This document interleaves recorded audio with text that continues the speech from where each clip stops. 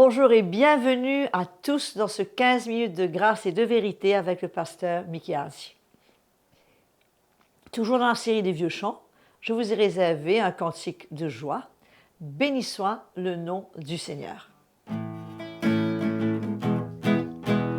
Béni soit le nom du Seigneur. Béni soit le nom du Seigneur. Béni soit le nom du Seigneur, le Très-Haut. Béni soit le nom du Seigneur. Béni soit le nom du Seigneur. Béni soit le nom du Seigneur, le Très-Haut. Le nom du Seigneur est un refuge. Je me réfugie et je suis sauvé. Le nom du Seigneur est un refuge. Je me réfugie et je suis sauvé. Blessed be the name of the Lord. Blessed be the name of the Lord. Blessed be the name of the Lord, O Most High. Blessed be the name of the Lord. Blessed be the name of the Lord. Blessed be the name of the Lord, O Most High.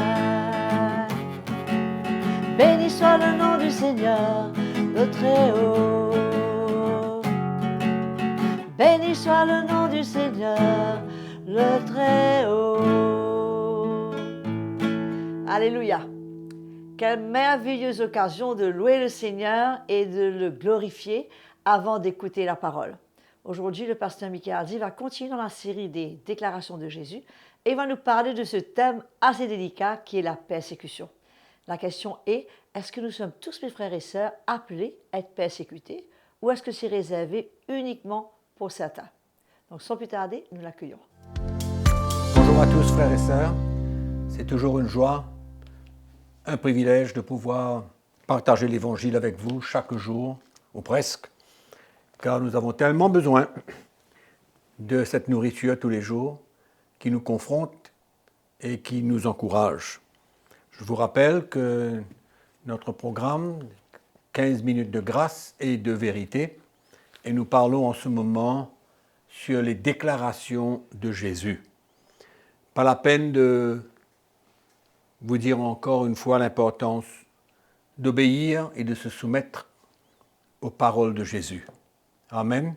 Aujourd'hui, nous allons ouvrir notre Bible et lire dans l'Évangile de Jean, au chapitre 15. Nous allons lire le verset 20. Jean, chapitre 15, verset 20. Souvenez-vous de la parole que je vous ai dite. Le serviteur n'est pas plus grand que son maître. S'ils m'ont persécuté, ils vous persécuteront aussi. Amen. Quelle vérité que chacun d'entre nous, nous avons besoin d'expérimenter si vraiment nous servons le Seigneur. Si nous servons le Seigneur, nous ne serons pas différents que le Maître, c'est-à-dire ce que Jésus a expérimenté lui-même vis-à-vis des Juifs, des scribes, des pharisiens, des docteurs de la loi, qui s'opposaient à lui, qui le persécutaient jusqu'à que cette persécution se termine, bien sûr, par la mort de la croix. Alléluia. Et donc, nous voyons que Jésus nous donne un petit avertissement pour finalement nous dire que si nous sommes persécutés, c'est normal. Ce n'est pas quelque chose d'extraordinaire, mais c'est naturel. C'est ça que nous avons besoin de comprendre aujourd'hui, que nous vivons dans un monde spirituel. Il y a deux éléments, deux côtés, le côté de l'ennemi et le côté du royaume de Dieu, le côté du Seigneur. Et Jésus vient dire, le serviteur n'est pas plus grand que son maître. C'est-à-dire qu'on ne peut pas simplement dire, Jésus a été persécuté, il a souffert, il est mort à la croix, ah ben maintenant, nous n'avons qu'à vivre notre vie chrétienne sans que nous soyons persécutés, opposés d'aucune manière. Non, c'est une erreur de penser comme ça. Au contraire, quand nous servons le Seigneur, nous pouvons nous attendre à être opposés et à être persécutés. Nous pouvons nous attendre. Ce n'est pas que nous cherchons d'être persécutés, mais c'est une réaction de la part de ceux qui ne connaissent pas Christ. C'est une réaction spirituelle et nous avons besoin d'accepter cela comme étant le plan de Dieu pour notre vie. Et nous avons besoin de l'accepter avec une attitude où cette persécution, finalement, va finir par nous bénir. Nous allons retirer un avantage spirituel quand nous sommes prêts à accepter la persécution comme quelque chose de normal. Il y a beaucoup de chrétiens aujourd'hui qui n'arrivent pas à faire face à la persécution. Mais par contre, il y en a d'autres qui réagissent bien, qui acceptent la persécution et qui sont même joyeux. Vous allez me dire, mais comment pouvons-nous être joyeux quand nous sommes persécutés, opposés? Parce que ça fait du mal. Ce n'est pas toujours joyeux, ce n'est pas toujours quelque chose de confortable spirituellement quand nous sommes persécutés.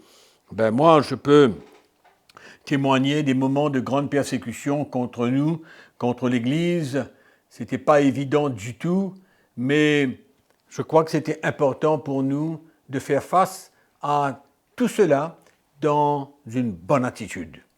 Une bonne attitude et ne pas en vouloir ceux qui nous persécutent. Au fait, dans l'évangile de Matthieu, au chapitre 5, nous lisons encore une fois une parole de Jésus qui nous dit, au verset 10 dans le chapitre 5, lisons ensemble. « Heureux ceux qui sont persécutés pour la justice. » Notez ces mots, pour la justice. Car le royaume des cieux est à eux. Heureux serez-vous, lorsqu'on vous outragera, qu'on vous persécutera, qu'on dira faussement de vous toutes sortes de mal à cause de moi. À cause de moi veut dire quoi? Quand nous nous identifions à Christ, quand nous portons sa parole, quand nous témoignons de lui, quand nous le servons de tout notre cœur. Amen.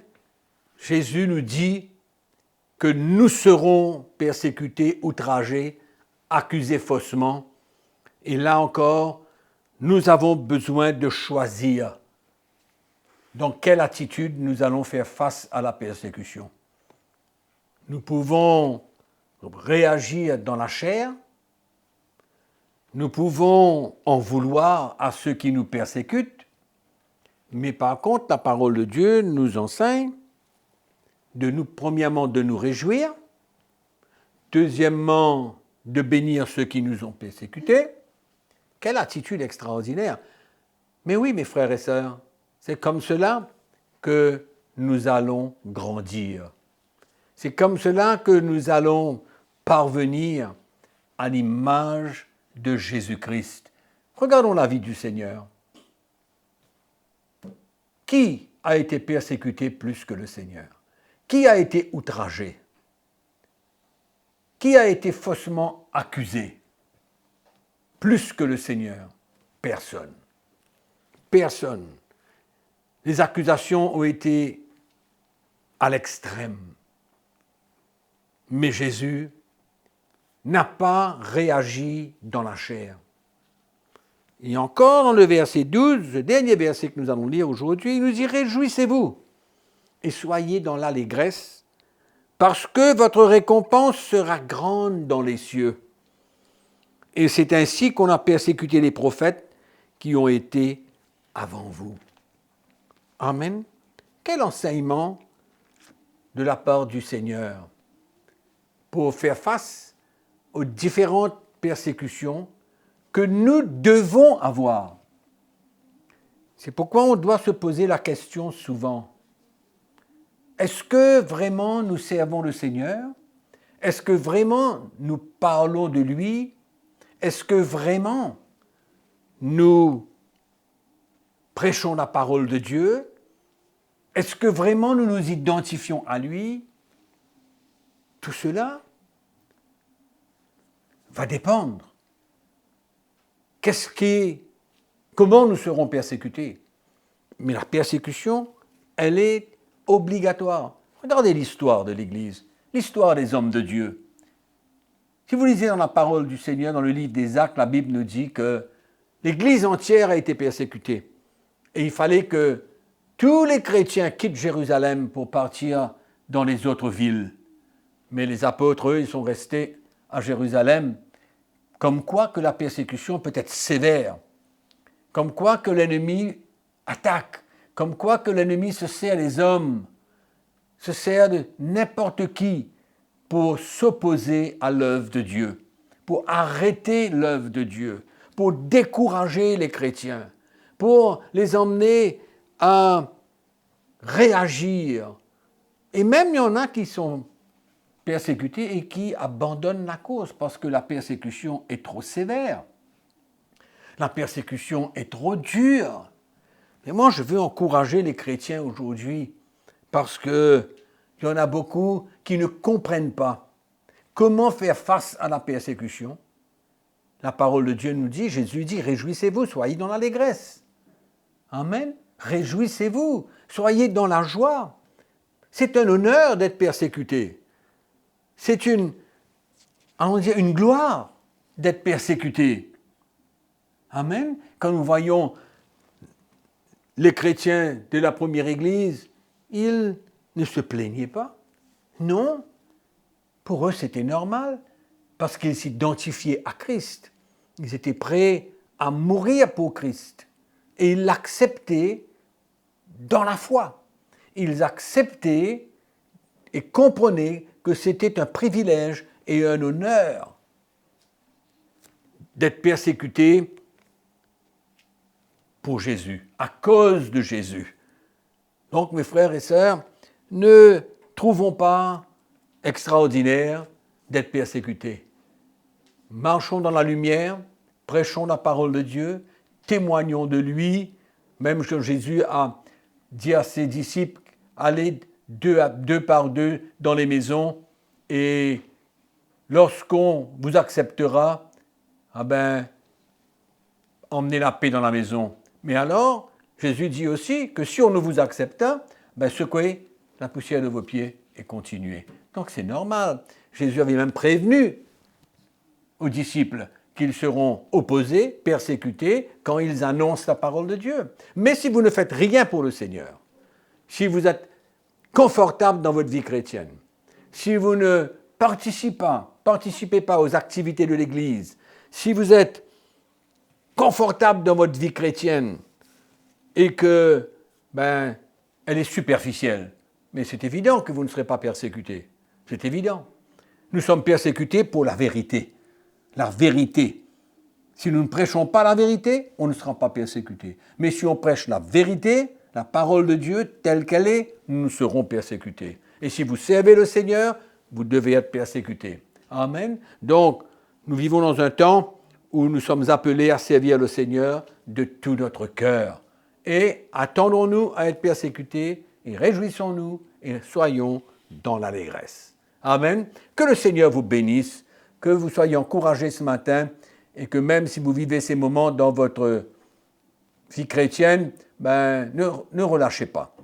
Ne soyez pas découragés, n'abandonnez pas. Ayez une autre attitude. Rendez grâce au Seigneur pour ces moments. Que le Seigneur vous bénisse et on se retrouve à la prochaine session.